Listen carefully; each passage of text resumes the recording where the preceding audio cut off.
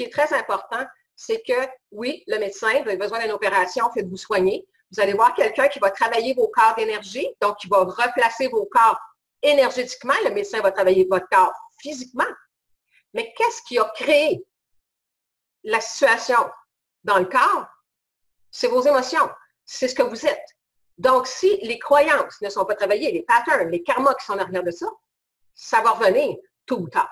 Si vous en allez dans un pattern, une situation qui va vous faire souffrir, les premiers qui sont en avant, c'est vos corps. Et ils vont essayer de traverser tout ça pour vous envoyer un signal. Donc, je vais vous donner le modèle de ma bébite que j'ai inventé il y a quelques années. Imaginez que vous avez des tentacules, donc une pieuvre, tout autour de vous. Et au bout de ça, on va coller un nid de chien. Donc, au bout des tentacules,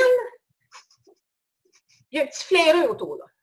Et partout où vous allez, quand vous en allez vers une situation, quand vous trouvez qu'est-ce qu'il y a en dessous d'un problème de santé, vous réglez en même temps, si vous le réglez, vous réglez aussi des choses dans vos situations de vie. Si on ne travaille pas ce qui est à l'intérieur, donc la cause vibratoire, vous avez beau arriver peut-être à régler temporairement dans la matière, dans pas grand temps, vous allez retourner dans cette situation-là, pattern. Mais vous avez celui qu'on parle, celui des causes, qui est dans l'inconscient. Celui-là aussi, mais à votre insu.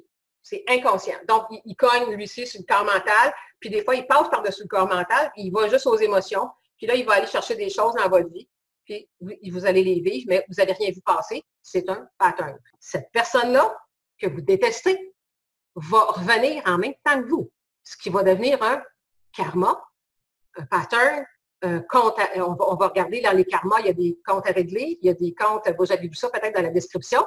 Donc, c'est ce qui crée ça, les sentiments qu'on porte en soi pour une personne.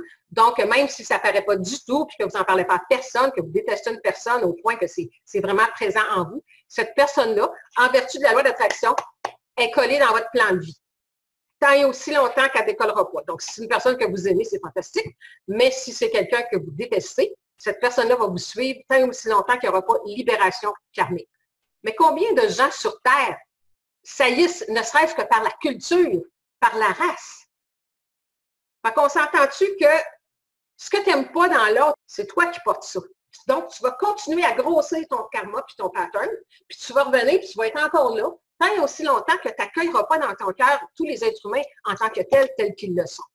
Mais vous traînez cette rancune, vous traînez tout ça à l'intérieur de vous et vous créez dans votre vie, autant ici que de l'autre côté, vous allez attirer des situations, des gens qui vont faire que vous allez encore ressentir de plus en plus, vous allez renforcer votre charge karmique. On a une charge, tu sais, c'est pesant, de colère, de ressentiment, de rancune. Ça va devenir gros, peut-être.